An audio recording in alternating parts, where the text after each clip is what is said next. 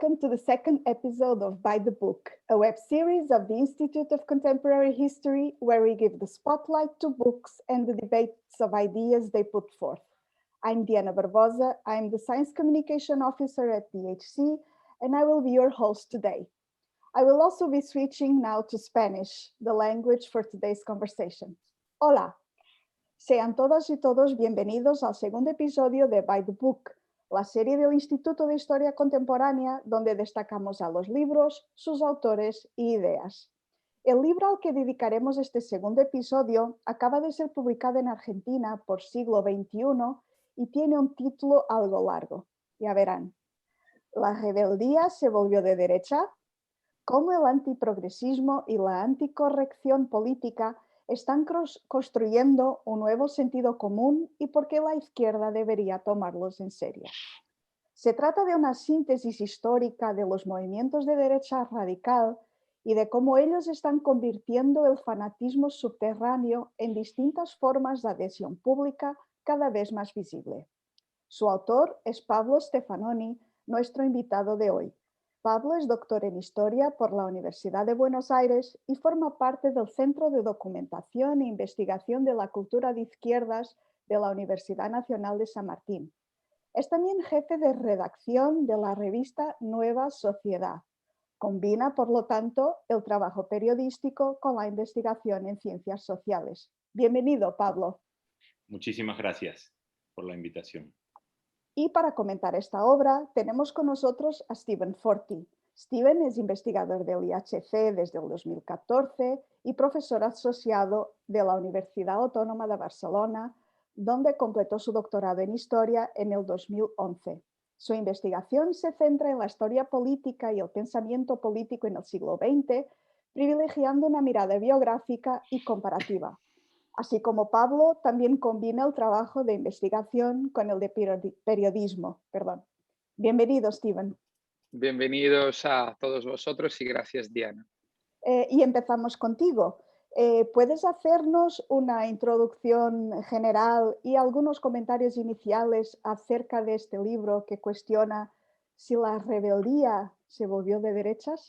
Sí, absolutamente y con muchas ganas. Es un placer poder conversar con Pablo Stefanoni y que él haya aceptado esta invitación y hablar de este libro, el suyo, que voy a enseñar la portada, que además es una portada también divertida, si así podemos decirlo, o al menos provocadoras, ¿no? Con el lema LGTB transformado en la libertad, las pistolas, la cerveza y el perfil de Donald Trump, el expresidente de Estados Unidos.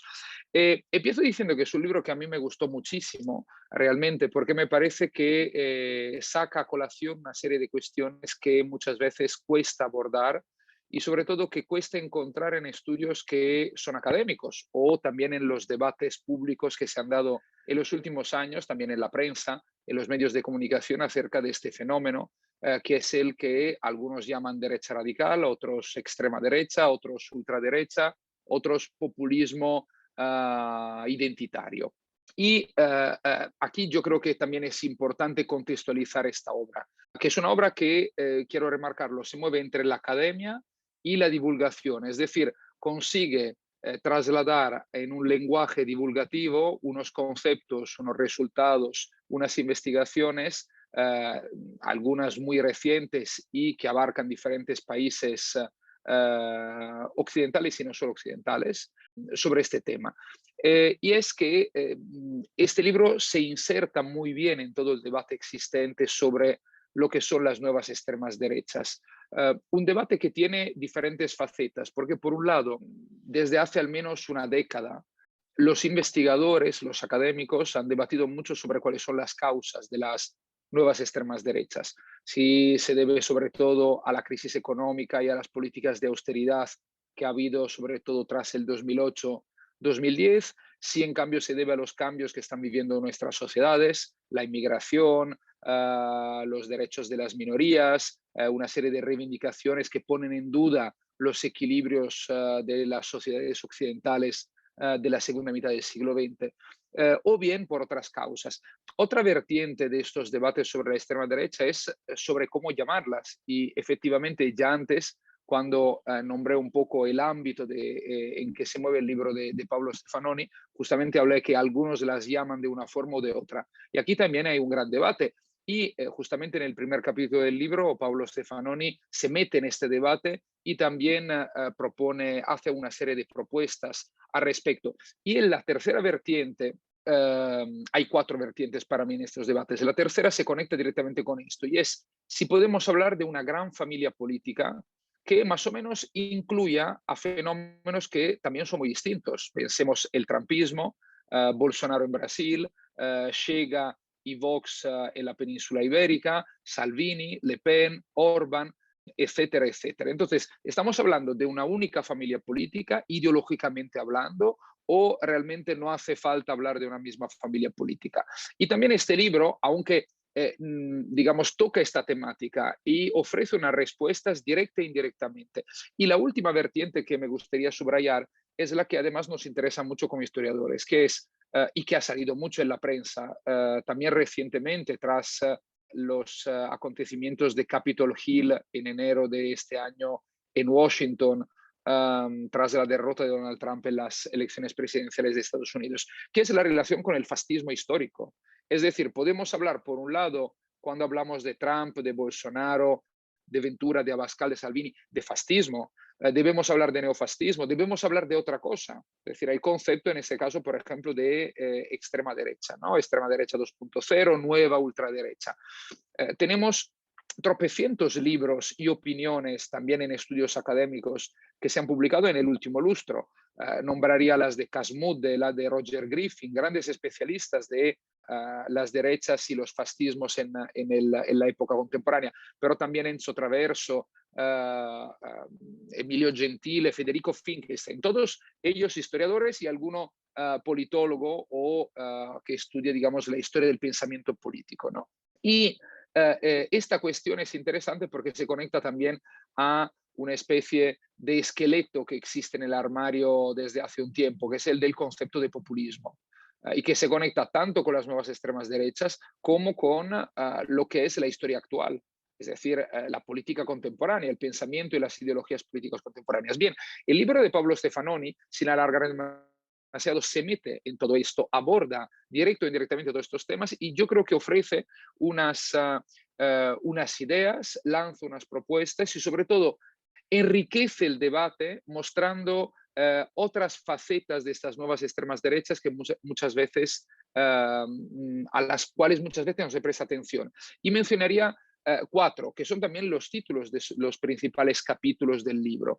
La incorrección política, y de aquí también el mismo título del volumen. La rebeldía se volvió de derecha. Es un título que yo creo que es una provocación, luego Pablo nos dirá algo al respecto. Pero bueno, esta nueva extrema derecha es, o al menos también algunos sectores suyos son inconformistas, juegan con la incorrección política, con el políticamente incorrecto y con la transgresión. Es un elemento nuevo respecto al pasado, cuando hablamos de y pensamos a los neofascistas de los años 70, 80, inclusive 90 del siglo pasado. El segundo elemento es el de los libertarios de ultraderecha, es decir, sectores que vienen del anarcocapitalismo, paleoconservadores, que en los últimos años, al menos una parte de estos sectores, han ido abrazando ideas ultraderechistas. Y entonces todo esto cómo se conecta, y me parece que la explicación ahí es especialmente enriquecedora, que ofrece Stefanoni en el libro, sobre también las transformaciones del capitalismo, las transformaciones de algunas élites capitalistas y cómo eso afecta también a los partidos políticos que han vivido en los últimos 30 años, evidentemente en todo el mundo occidental, un profundo proceso de declive y de crisis comparado con el pasado. El tercer elemento es el homonacionalismo, es decir, cómo sectores de la esfera LGTB han ido comprando, son sectores todavía minoritarios sin sombra de duda, han ido comprando pero las recetas de la extrema derecha y acaben votando también a la extrema derecha. Y como al mismo tiempo la extrema derecha intente captar con un discurso que se mueve sobre todo con el tema del miedo a la inmigración o al peligro por ejemplo, de los inmigrantes que provienen de países musulmanes, la islamofobia, captar estos sectores. Y el tema del homonacionalismo además se conecta mucho, yo creo, con otra cuestión, que es la de las mujeres, del feminismo, y cómo también en ese campo la extrema derecha tiene una fuerte ambigüedad, ambivalencia, pero digamos se ha roto una serie, digamos, de fronteras que parecían insuperables por la extrema derecha. Un dato solamente, en las elecciones de 2016 y 2020 en Estados Unidos, Trump ganó entre las mujeres blancas.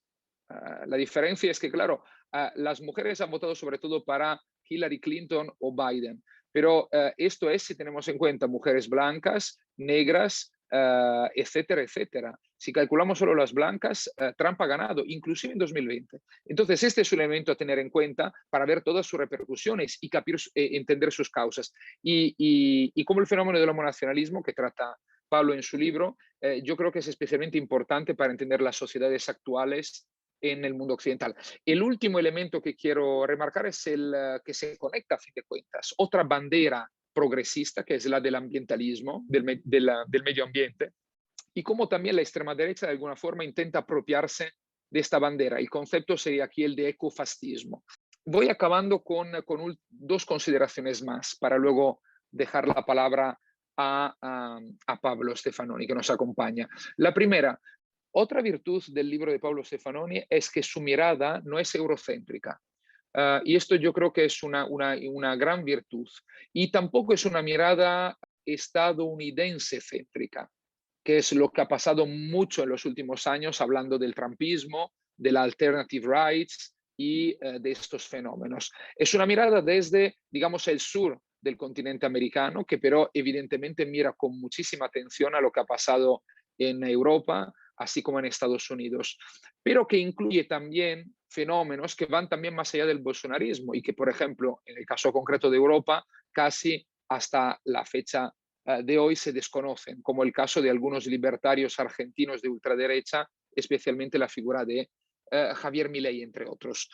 Y la segunda consideración que quiero hacer son poner de relieve a partir de lo que acabo de resumir acerca del libro de Stefanoni, algunas yo creo de las ideas, de las propuestas de fondo que me parece también interesante quizás también ahora debatir, que enriquecen este debate sobre de qué estamos hablando cuando estamos hablando de extrema derecha, cómo entendemos este fenómeno y cuáles son sus características, sus elementos caracterizantes. En primer lugar, la extrema derecha no es monolítica, nos viene a decir el libro de Stefanoni. Y eso puede parecer una banalidad, pero no lo es, porque venimos muchas veces con ideas muy preconcebidas al respecto. Hay muchas extremas derechas, pero esto no excluye que podamos hablar de una misma familia política. Entonces, puede haber una extrema derecha que es similar al nacionalcatolicismo del franquismo en España y al mismo tiempo puede haber una derecha alternativa, transgresora, rebelde y que se considera revolucionaria antisistema. Y este yo creo que es el segundo elemento, a partir también del mismo título. Pues hay sectores de esa extrema derecha, nos explica Stefanoni, que se consideran rebeldes, directamente revolucionarios en algunos casos y antisistema. Y aquí yo creo que podemos ver quizás unas conexiones con el fascismo histórico. Porque ahí también hubo ese gran debate. El fascismo fue revolucionario y la historiografía durante años lo negó. Luego, a partir de los estudios de Philippe Bourrin o de George Mosse, se ha empezado a hablar también de la percepción que tenían los fascistas de sí mismos como agentes revolucionarios contra el orden existente. Bien, yo creo que aquí hay algo similar en las nuevas extremas derechas, en un contexto completamente distinto. Y este fenómeno se conecta muy bien con un tercer elemento que quiero resaltar del libro de Stefanoni. Es que la extrema derecha está construyendo un nuevo sentido común para intentar abordar un mundo que cambia y conseguir, digamos, canalizar las frustraciones, la rabia, las insatisfacciones que existen hoy en día. Y este sentido común se funda, entre otros, en un concepto que es el de antiprogresismo. Y aquí va también el cuarto elemento que se conecta, que la izquierda en muchos casos no ha sabido darse cuenta de esa transformación de la ultraderecha, que no ha empezado antes de ayer, sino que es un proceso que, digamos, ha empezado como mínimo a finales de los años 90, principios de los años 2000, pero quizás podríamos retrotraernos hasta el cierre de la Guerra Fría.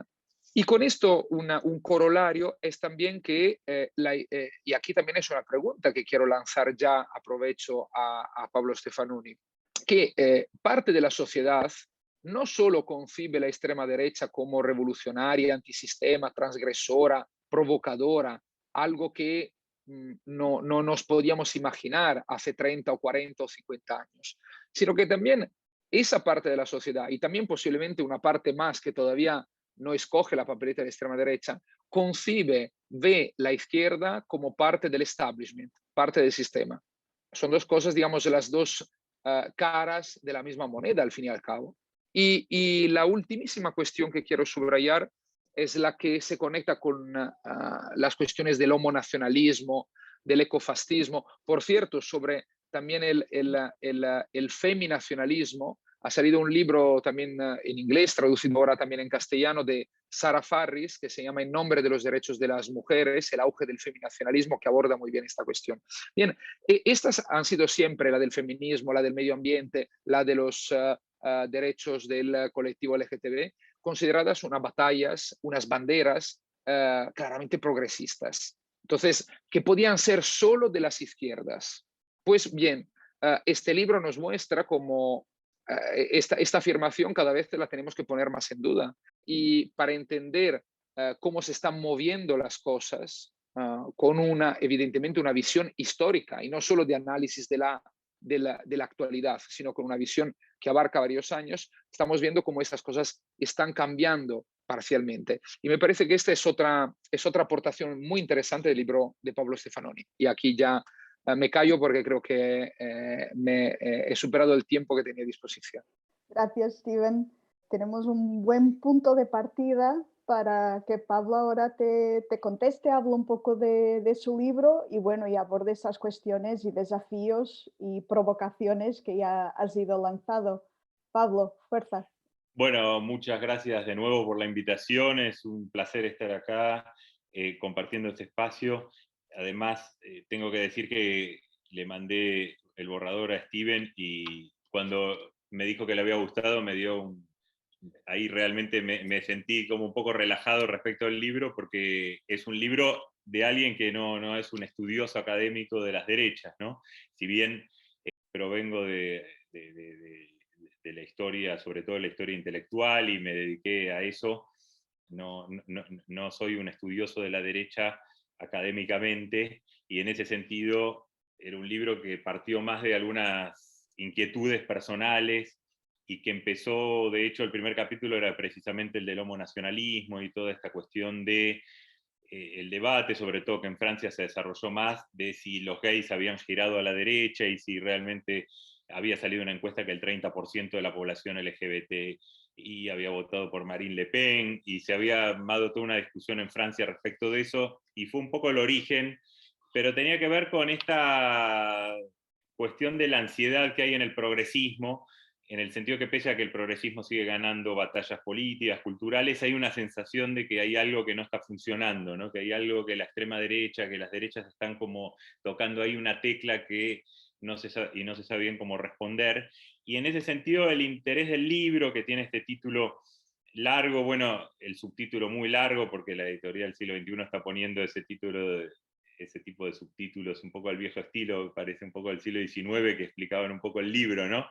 Y la portada LGBT parte de unas camisetas que se venden en internet de grupos del alt-right que resignificaron la sigla poniéndole esto de libertad, armas, cerveza y Trump. Después algunos le pusieron la B, Bolsonaro, y me pareció que esa sigla resignificada daba mucho cuenta de este carácter de estas derechas más transgresoras, que se presenta con otra estética, más juvenil, más que es más parecida a veces a la izquierda, ¿no? O sea, lo que alguien decía en algún momento, hoy mucha gente extrema derecha es más parecida que antes a los que estamos en la izquierda, en el progresismo, pero más parecida, digo, estéticamente, quizás escucha la misma música, va a los mismos cafés, o sea, se mezcló más en muchos aspectos. Antes quizás las barreras eran mayores, culturales, en muchos sentidos, Y ahí me interesó que el libro hablara más de lo que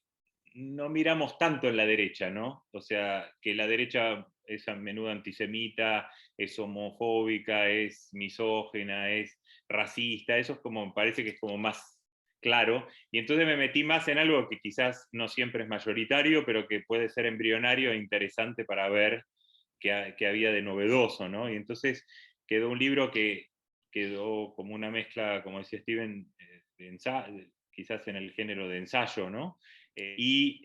Por otro lado, un libro escrito desde la izquierda, y entonces el desafío fue tratar de que no sea un libro simplemente de denuncia de la derecha, ¿no? Sino de tratar de entender un poco qué había ahí, entrevistar a alguna gente y tratar de entender un poco este inconformismo del siglo XXI. No sé si hiciéramos alguna, parafraseando ese libro que circuló mucho en algún momento, Inconformistas de los años 30, inconformistas de los años 2000, que hay ahí, ¿no? ¿Qué tipo de inconformismos hay y por qué pasa esto? Y para eso traté de hacer un mapeo, por un lado, esto que adelantó un poco Steven, de pensar la pluralidad desde la izquierda. Muchas veces se piensa como que hay poca novedad, que todo es medio lo mismo siempre en la derecha, y que es también un poco, las diferencias no importan, ¿no? Creo que importan, y hay varias ahí respecto del Estado, respecto de alineamientos geopolíticos, respecto del propio antisemitismo o el alineamiento con Israel, de la religión y la laicidad, como todo eso depende de los países, hay posiciones distintas o de los grupos, pero también por otro lado es interesante que pese a la diversidad, también hay como muchos vínculos entre derechas que a priori son muy diferentes también, ¿no? Entre libertarios y derechas nacionalistas autoritarios. Y ahí es donde me parece que el antiprogresismo y la idea de una batalla cultural antiprogresista de la derecha permite unir a derechas que a priori no tendrían tanto que ver, digamos, ¿no? Que deberían ser parte de grupos rivales o lo pueden ser, pero después se encuentran como un enemigo común, y dicho en términos de la izquierda antigua, se arma como una especie de frente único antiprogresista entre derechas distintas, derechas bastante diferentes, ¿no? Que después está todo el tema de cómo nombrarlo y demás, pero eso creo que plantea también desafíos. En estos casos creo que ningún nombre nunca termina de resolver, ¿no? Y ahí está, bueno, el postfascismo de Enzo Traverso, el populismo de derecha de Yves Camus, el propio Steven de las extremas derechas 2.0, que también creo que abre todo un mundo ahí que yo traté de abordar un poco, de toda la cuestión de la cultura digital, y cómo eso permitió ahí todo un tipo de lenguajes, de guerrillas culturales, como decía alguien, en relación al troleo, a la cultura 4chan, toda una lógica que no significa que todas esas plataformas sean de derecha, pero que la derecha logró ahí, sobre todo estas derechas alternativas, dar batallas significativas, importantes, ¿no? Y después me parece que hoy son interesantes, por un lado, yo creo, las redes, cómo se van conformando a partir de estas redes entre distintos grupos. Hoy, por ejemplo, se veía vi que circulaba en internet un argentino que se llama Agustín Laje, que tiene mucho peso en internet, como una especie de guerrero cultural antifeminista, y Santiago Abascal, que estaban en un evento en México organizado por el PAN mexicano, y adhiriendo a la Carta de Madrid, que es una iniciativa de Vox, donde convoca a la iberósfera, que es un término que hasta ahora, bueno, no se usaba mucho, a la iberósfera a combatir el comunismo, ¿no? Y esa Carta de Madrid ya había sido firmada por varias gentes, algunos libertarios argentinos, incluso del partido de Mauricio Macri, el hijo de Bolsonaro, varios europeos como Giorgia Meloni y otros. Y ahora aparece el PAN, que es un partido grande de México, no es un grupúsculo de extrema derecha, es un partido significativo que gobernó, y adhiriendo a estas causas, ¿no? Que remiten a esto del anticomunismo, que me parece que como parte de la batalla cultural antiprogresista, creo que lo que estamos viendo es que algo que parece un poco ridículo empieza a tomar forma, y vemos que el anticomunismo es una bandera que se empieza a repetir con bastante repercusión en distintos países que son muy diferentes, ¿no? Lo habíamos visto en Brasil con Bolsonaro, que hizo una campaña anticomunista contra el PT, contra un PT, el Partido de los Trabajadores, que ya había gobernado 3 veces, no era un Lula de los años 80 que alguien podría decir, uy, no sabemos qué va a hacer. Apareció, bueno, con Donald Trump acusando al Partido Demócrata de todo, de ser socialista en bloque. Lo vimos en Madrid aquí como Comunismo Libertad, con Díaz Ayuso, pero también lo vimos en Perú fuertemente. Todo Lima apareció llena de enormes carteles de no al comunismo en la última elección que enfrentó a Keiko Fujimori y Pedro Castillo. Entonces, ahora en Argentina también están usando los libertarios de derecha esa consigna. Entonces, empezamos a ver de pronto un nuevo tipo de anticomunismo articulado de todas estas cosas del marxismo cultural y demás, pero que en el fondo son parte de tratar de reconstruir un discurso de guerra cultural al estilo de la Guerra Fría, ¿no? Y que funciona, porque podría sonar simplemente absurdo, ¿no? En Argentina los libertarios dicen que el comunismo llega hasta Macri, o sea, hasta el Partido Liberal Conservador que gobernó Argentina en los últimos 4 años. Y para cerrar, quiero decir 2 o 3 cositas muy rápido. El libro efectivamente aborda la incorrección política, el tema del homonacionalismo, que me parece que es interesante porque es un campo para pensar bastantes cosas ahí respecto de la asociación entre minorías sexuales y progresismo. Lo mismo con el tema del ecofascismo, donde vemos algunos grupos, Marine Le Pen y demás, hablando de nueva civilización ecológica y articulando el discurso de la defensa ambiental con el discurso contra la inmigración. Y podría haber habido un capítulo si hubiera tenido más recursos intelectuales para hacerlo sobre mujeres y extrema derecha, digamos, porque efectivamente vemos que eso va creciendo, los liderazgos femeninos en fuerza de extrema derecha, ¿no? Desde Alice Weidel, que sí la menciono porque es lesbiana y me interesó para el capítulo de homonacionalismo, pero es la líder de AfD en Alemania. El caso de, bueno, de aquí de Rocío Monasterio, del caso en Italia ahora de Giorgia Meloni, de Marine Le Pen. En América Latina, en Argentina, Patricia Bullrich es una de las referentes del ala derecha del partido de Macri, muy a la derecha hoy. En Perú, Keiko Fujimori. Se puede hacer una lista y estas cosas, así como el tema de homosexualidad extrema derecha, la idea es salir de la lista, ¿no? Sino tratar de problematizar si realmente hay un cambio ahí, ¿no? No solo decir, bueno, hay muchas mujeres o muchos gays de derecha, que eso quizás no tiene mucho interés, digamos, sino ver qué cambió, y eso es un poco más largo, y tratar de desarrollar ahí en el mundo mismo de la homosexualidad en Occidente, para ver que se rompen ciertas ideas de vínculos entre homosexuales y otros grupos, llamémosle oprimidos o excluidos y demás, ¿no? Entonces, ahí creo que es interesante. Y por último, creo que el desafío es ese, y me parece la dimensión antisistémica. Ahí coincido con Steven, que hay algo que resuena de los 30 sin ser una repetición. Efectivamente, creo que el fascismo en su momento jugó también ese rol, ese papel de plantear como un tipo de revolución alternativa y tratar de erosionar la democracia liberal. Y hoy me parece que vemos que algo resuena de eso en el sentido de derechas que no son claramente simplemente derechas conservadoras, ¿no? Se vio con Donald Trump, que se pasó dinamitando la institucionalidad estadounidense, digamos, la formal y la informal, digamos, los pactos constitucionales, pero también pactos que hay muchos en Estados Unidos de puros usos y costumbres, ¿no? Y me parece que esa dimensión del trumpismo es interesante para mirar y pensar una extrema derecha que precisamente no encaja bien como derecha conservadora, digamos, por lo menos puede ser conservadora en algunos aspectos, pero no, y ahí aparece algo inorgánico respecto a los propios grupos de poder muchas veces, ¿no? Que es disfuncional en muchos aspectos hacia los grupos dominantes.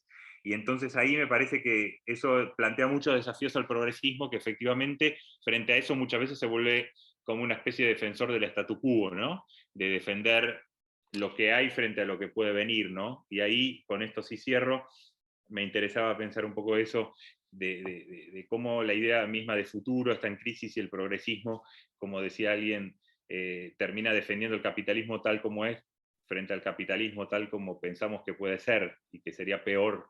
Y si la idea es que el futuro va a ser peor, porque en general hoy es más o menos dominante la idea que el futuro sea por el lado del clima, sea por el lado de la migración, sea por el lado de la economía. Digo, en general hay imágenes de la tecnología.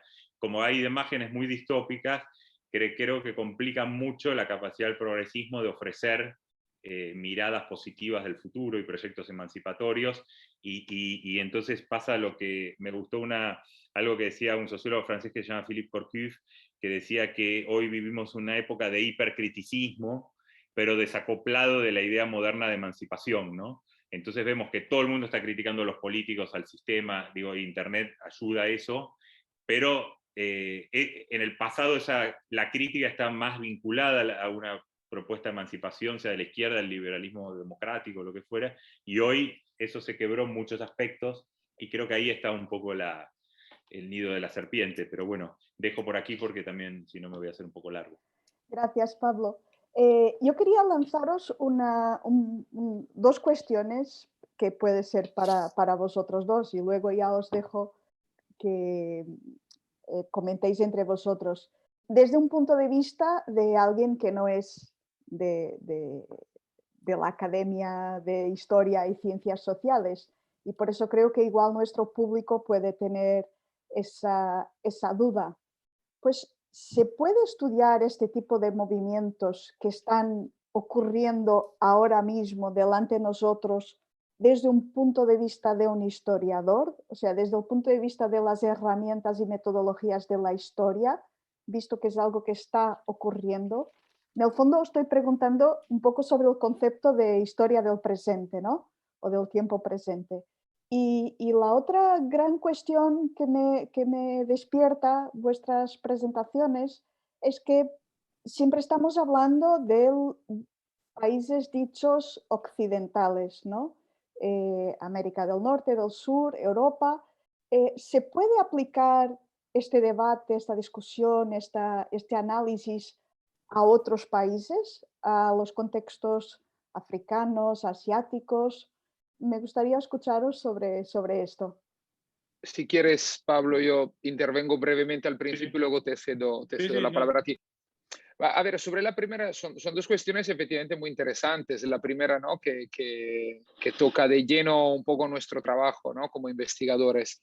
Y evidentemente aquí hay opiniones muy diferentes. Por un lado, sigue habiendo un sector crítico también de los historiadores contemporaneistas en estudiar la historia del tiempo presente, o la historia actual también, como se llama, con una razón que es sin duda cierta, no se puede negar, que es que muchos procesos, siendo todavía infieri y desconociendo cómo se acabarán, es casi imposible trabajarlos con las herramientas de la historia. Ahora bien, yo creo por un lado que esto es cierto solo hasta un cierto punto. Quiero decir, aunque un fenómeno se está produciendo, evidentemente podemos trazar sus orígenes, sus causas, su desarrollo, sus características principales. Y sobre todo podemos utilizar una herramienta que es cada vez más importante en la historia, que es la historia comparada. Y en ese sentido, comparar estos fenómenos también para poner de relieve sus diferencias con el pasado. Entonces, yo creo que la historia además tiene que saber abrirse, y se está haciendo, evidentemente, a otras disciplinas. Entonces, se habla desde hace mucho tiempo de la o interdisciplinariedad, y creo que eso solo puede enriquecer una investigación histórica. Y por cuanto concierne lo otro, luego aquí sí que le dejo más espacio a Pablo, yo creo que se tiene que ir con mucho cuidado en aplicar digamos, las categorías en la política y en el pensamiento político occidentales en otros continentes. En algunos casos pueden funcionar, en otros no tanto. Y en el caso concreto de las nuevas extremas derechas, ¿no? Hay quien, por ejemplo, tacha a Putin, o sobre todo pienso en el presidente filipino Duterte o en el indiano Modi, para nombrar dos casos entre muchos, de líderes ultraderechistas. Yo creo que en ese caso es más correcto hablar de líderes autoritarios, un nuevo autoritarismo, con características peculiares quizás respecto al pasado, pero creo que en los sistemas políticos y las culturas políticas son en muchos casos tan distintas que utilizar las mismas categorías resulta como poco, un poco como mínimo excesivo. Pero no sé a este respecto qué opina también Pablo. Sí, bueno, a mí me sirvió el trabajo de historia. Yo había hecho una tesis sobre Bolivia en los años 30 y había leído bastante ahí sobre ese periodo y sobre todos esos cruces que también hubo en los 30, muchas veces entre izquierda, esos cruces antiliberales, digamos, ¿no? Entre izquierdas, derechas, que muchas veces después de 1945 pareció como que el campo entre el fascismo y el antifascismo era una frontera totalmente nítida, y si uno mira los 20, los 30, lo que veía era mucha más fluidez, ¿no? Entonces, eso sumado a pensar cuánto de esto resuena de esos años, me parece que es útil pensar históricamente estos fenómenos. En segundo lugar, yo hice sobre todo enmarcado lo que trabajé de historia en historia intelectual, y me parece que ahí, bueno, la historia intelectual le presta atención muchas veces justamente a los intelectuales, como a veces se dice, intelectuales menores, a las obras también menores, folletos, pequeños libros de divulgación, como que rescata mucho de los archivos ese tipo de textos que no son quizás importantes en el sentido de la historia de las grandes ideas, pero que fueron muy influyentes en la divulgación de ciertos imaginarios e ideas, ¿no? Y me parece que ahí tratar de reconstruir redes, desempolvar, como decía alguien de los archivos, esos pequeños folletos olvidados, autores que no pasaron a la historia por sus pensamientos, pero que fueron muy importantes en un contexto histórico, si uno vuelve ahí, ¿no? Pasa con libros de ciencia ficción y cosas así que en los comienzos del siglo quizás contribuyeron más a difundir el socialismo que los textos de Marx, que o no estaban publicados o nadie los leía, digamos, ¿no? Y mientras que un libro como el de Bellamy sobre el año 2000 era súper popular en Rusia, en América Latina y demás, y es donde daba una idea de que era el socialismo en un sentido muy concreto. Y entonces me parece que ahí quizás hoy volver ese tipo de herramientas es útil, porque muchas de estas derechas, a veces hay intelectuales importantes, pero a veces hay simplemente difusores, y mucho de lo que en el pasado habrían sido los folletos o estos pequeños libros de divulgación, hoy mucho de eso hoy sería posteos de internet, videos de YouTube, o sea, recuperar un poco como material todo ese tipo de cosas que sirven para difundir estas derechas alternativas, ¿no? Foros y demás, donde posiblemente esas cosas no pasen a la historia por su genialidad en términos de ideas, pero son importantes para difundir ciertos imaginarios. Y sobre Occidente, bueno, la verdad que primero yo no conozco tanto de Asia para poder hacer un análisis, pero me parece que muchas de estas ideas tienen que ver con esta idea tan larga y demás de la crisis de Occidente y todo eso, ¿no? Me parece que, que hoy en Asia esta idea de decadencia de Occidente que vuelve, ¿no? Y de pesimismo sobre el futuro, no sé si es la misma en China, por ejemplo, creo que no. Mientras que en Occidente todo va mal, por lo que decía, por la migración, va mal para distintos sectores de la sociedad por distintas razones, pero es fácil hoy difundir imágenes distópicas, ¿no?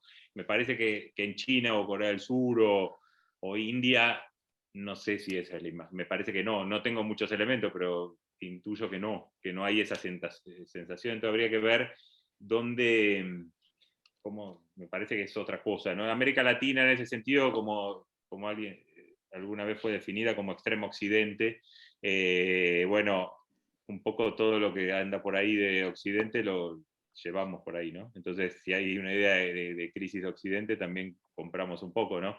Entonces América Latina entra ahí un poco dentro de esos imaginarios. Yo en el libro no puse, efectivamente, alguien me lo reclamó, de hecho, el euroasiatismo, toda la cosa de Alexander Dugin. La verdad que no puse porque me pareció que no sé, no encajaba bien en nada. O sea, es como algo que está y no está, y algo hay al final sobre rojipardismo, donde algo de eso puede resonar, pero la verdad que no encontré una forma de que quedara, porque me parece que habría que ampliar mucho la mirada para incluir todo eso, ¿no? Son otras cosas que tienen que ver con, obviamente se puede conectar con la extrema derecha, pero no sé, son otro tipo de de cosas, y ahí me parece que habría que investigar más y entender más el contexto también. Creo que nos quedan todavía unos minutos y las cuestiones a abordar yo creo que serían muchísimas, pero sí que te quería preguntar dos cosas que entiendo que son cuestiones muy amplias. Pero una es un tema que al final ha salido bastante hasta el momento, pero quizás no hemos profundizado lo suficiente. Yo creo que es crucial, que es el de las nuevas tecnologías, la tecnología digital y cómo esto ha influido sobre todo en la transformación del lenguaje o de los lenguajes de la extrema derecha. ¿Y cómo ves tú esta cuestión?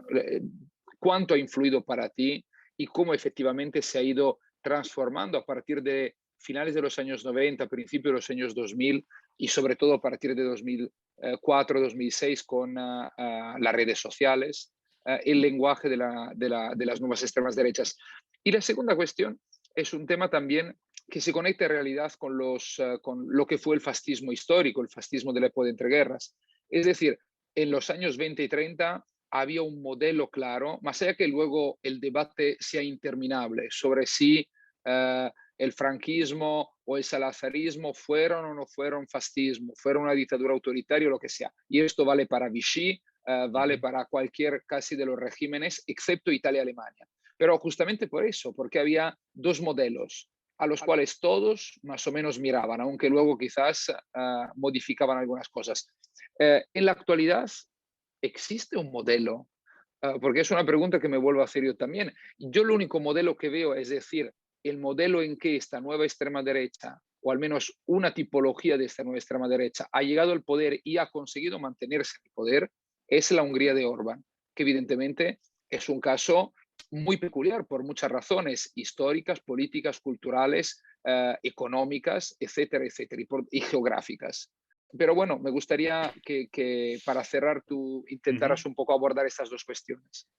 Bueno, empiezo por la última, a ver si después la otra se deriva un poco. Yo sí coincido en eso de que efectivamente creo que no hay modelos exitosos, porque el caso de Trump terminó mal, el de Bolsonaro, si bien ahora está tratando de volverse, proyectar algo desde ahí, invita a gente de extrema derecha de diversos países, no está en un buen momento, y de hecho hay una cierta confluencia de figuras, incluso hasta ahora muy antilulistas, como Fernando Enrique Cardoso, que dijo que está dispuesto a apoyar a Lula si era la única opción para que no se reelija Bolsonaro, y está en un mal momento, incluso perdiendo parte del apoyo de los sectores evangélicos y demás, ¿no?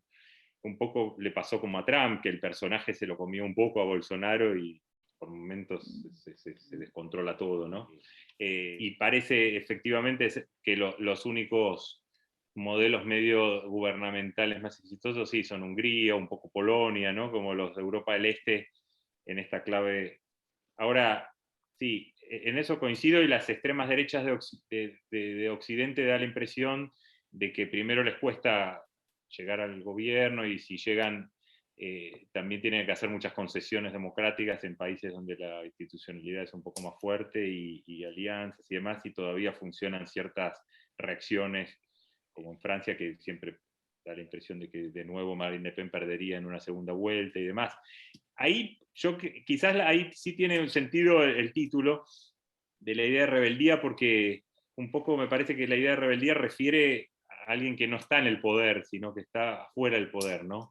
Y quizás también parte del gran efecto de estas nuevas derechas, así como las estamos pensando en esta charla, sea no desde el poder, sino también desde la oposición, ¿no? Pero que van reconfigurando mucho desde ahí eso, o el sentido común, o el campo político, porque efectivamente da la impresión de que ni en la economía, ni en... Bueno, pueden poner más límites a la migración, pueden poner esas cosas, ¿no? Sí, pero da la impresión que tampoco tienen un modelo muy claro, ¿no? Ninguna de estas variantes. Y ahí me parece que también en la medida que se van acercando al poder le pasa un poco como a la izquierda, que necesitan moderar ciertas aristas más fascistizantes y más radicales, y entonces ahí, en la medida que hacen eso, también van perdiendo ese carácter antisistémico que las hizo muchas veces ser populares, y me parece que como su discurso además es muy simplón en general y demagógico, también ahí, llegando al poder, corren rápidamente el riesgo de no dar respuesta a lo que prometieron, ¿no? En el sentido de que, bueno, en general su eje es muy simple, ¿no? De migración, 3 o 4 cosas. Pero me parece que desde la oposición, toda la expansión de las teorías conspiranoicas, sobre Soros, sobre el globalismo, sobre todo eso, sí ahí juegan un papel, y en ese sentido yo, al plantearlo de la rebeldía, lo pensaba más por lo pronto desde ese lado, decir, bueno, si va a ser un mundo en el que viene, donde va a haber un montón de protestas, como vemos ahora con antivacunas, con no sé, como que cada vez que pasa algo ahí se rearma parte de estas, confluyen un poco grupos distintos, pero que salen ahí, ¿no? Al ruedo, ¿no? Y por otro lado, claro, a veces derechizan a las propias fuerzas que sí tienen peso político y todo eso, ¿no? Y me parece que eso sí se conecta un poco con Internet. Yo la verdad no soy un experto en nuevas tecnologías y demás, pero sí me parece que bueno, la estética más, más transgresora en muchos aspectos sale de ahí, ¿no? Del tipo de cultura que se fue generando en Internet y cómo se tensionó los imaginarios originales de la Internet como un espacio libertario más casi emancipatorio, democrático y demás, y hoy se pasó como una imagen opuesta, ¿no? Como de Internet como el espacio ahí de donde surge todo tipo de cosas así reaccionarias, agresivas, violentas, etc. Creo que sigue siendo obviamente Internet un espacio en disputa, digamos. El problema quizás es que la derecha, porque digo Alexandria Ocasio-Cortez, digo, hay muchos que usaron también esos mecanismos bastante bien, ¿no? Es verdad que el tipo de incorrección política predominante, muy reaccionario, muy racista, misógino, etcétera, todas esas cosas, sí es verdad que tienen ahí un espacio donde la izquierda no llegó quizás a manejarse con la misma capacidad de generar hechos políticos desde ahí, ¿no? Y efectivamente parecería que los influencers y demás hoy de derecha nadan en esas aguas con un poco más de facilidad, ¿no? Y ahí en todo caso sí creo que hay algún tipo de debate sobre la propia izquierda, el progresismo, los lenguajes, lo del humor, las estéticas y todo eso que están hoy un poco en cuestión, ¿no? Porque me parece que el punto ahí es de dónde vienen las ansiedades progresistas, ¿no? Porque el progresismo, si uno mira, sigue siendo bastante eficaz en muchos casos. Digo, gana elecciones en muchos países, el feminismo crece en gran parte del mundo, incluso en América Latina y en todos los continentes. Hay distintas expresiones de eso. Y sin embargo hay como una incomodidad del feminismo de que no se puede hacer nada, ¿no? Y acá es gracioso porque estas derechas tienen la visión totalmente opuesta, ¿no?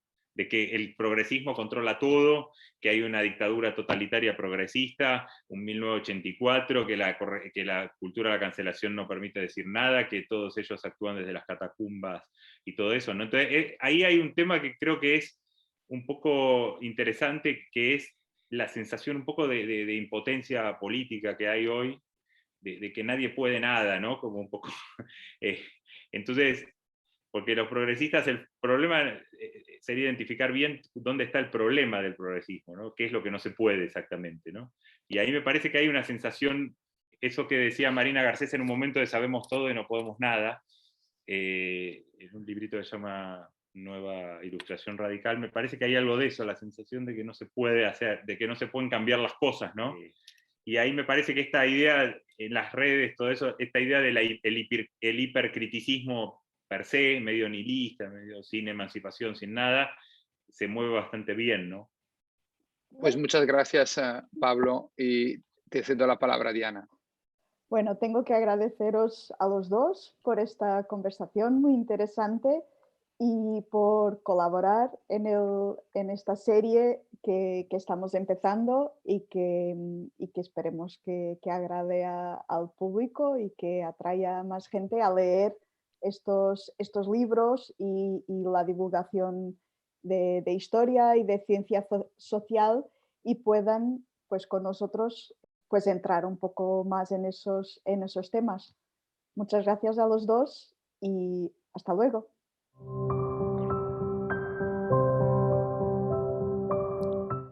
by the Book is a podcast of the Institute of Contemporary History. Production and editing was by Diana Barbosa. Our guests were Pablo Stefanoni and Stephen Forti. Funding was provided by the Foundation for Science and Technology. This episode was recorded in September 2021.